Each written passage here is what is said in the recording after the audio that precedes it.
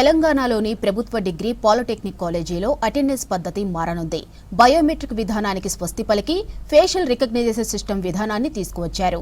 ఇవాల్టి నుంచి రాష్ట్ర వ్యాప్తంగా అన్ని కాలేజీల్లో అధికారికంగా ఫేషియల్ అటెండెన్స్ ప్రారంభించారు అధికారులు.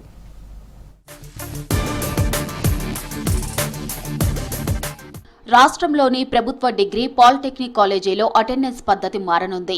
ఇప్పటివరకు అమల్లో ఉన్న బయోమెట్రిక్ విధానానికి స్వస్తి పలికి దాని స్థానంలో ఫేషియల్ రికగ్నిషన్ సిస్టమ్ విధానాన్ని తీసుకొచ్చారు. ఈ విధానాన్ని కేవలం స్టూడెంట్స్ కే కాకుండా లెక్చరర్లు, నాన్ టీచింగ్ సిబ్బందికి అమలు చేయనున్నారు. విద్యాశాఖ రెడీ చేసిన అటెండెన్స్ యాప్లో రిజిస్టర్ చేసి దాంతో మాత్రమే హాజరు నమోదు చేయాలని విద్యాశాఖ కమిషనర్ దేవసేన ఆదేశించారు. దీంతో ఇవాల్టి నుంచి రాష్ట్ర వ్యాప్తంగా అన్ని కాలేజీల్లో అధికారికంగా ఫేషియల్ అటెండెన్స్ ప్రారంభమైంది.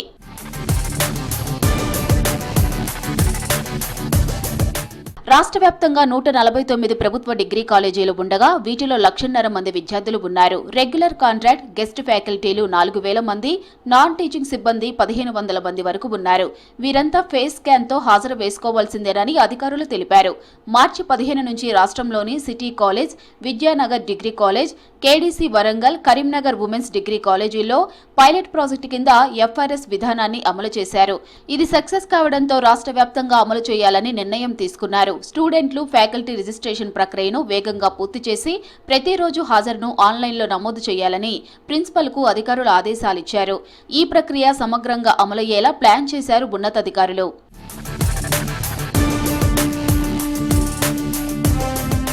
కొన్నేళ్లుగా కాలేజీల్లో బయోమెట్రిక్ విధానంలో వేలిముద్రలు సరిగ్గా పడకపోవడం, మెషిన్ల దగ్గర రద్దీ, టెక్నికల్ లోపాలతో సమస్యలు ఎదురయ్యాయి. సీఎం రేవంత్ రెడ్డి ఆదేశాలతో ఈ సమస్యలకు చెక్ పెడుతూ ఫేషియల్ రికగ్నిషన్ వైపు అధికారులు ఫోకస్ చేశారు. కొత్త పద్ధతిలో విద్యార్థులు, సిబ్బంది తమ స్మార్ట్ ఫోన్తో యాప్లో ఫేస్ స్కాన్ చేస్తే అటెండెన్స్ నమోదవుతుంది.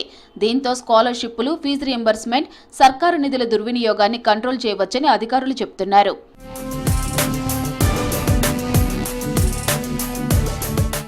పాలిటెక్నిక్ కాలేజీలోనూ ఎఫ్ఆర్ఎస్ విధానాన్ని అమలు చేయాలని అధికారులు నిర్ణయించారు. రాష్ట్రంలో మొత్తం 115 గవర్నమెంట్, ప్రైవేటు పాలిటెక్నిక్ కాలేజీలు ఉండగా అందులో 70,000 మంది విద్యార్థులు చదువుతున్నారు. వీరికి ఎఫ్ఆర్ఎస్ విధానం అమలు చేయనున్నారు. వారితో పాటు టీచింగ్, నాన్ టీచింగ్ సిబ్బందికి ఎఫ్ఆర్ఎస్ తో హాజరు నమోదు తప్పనిసరి చేశారు.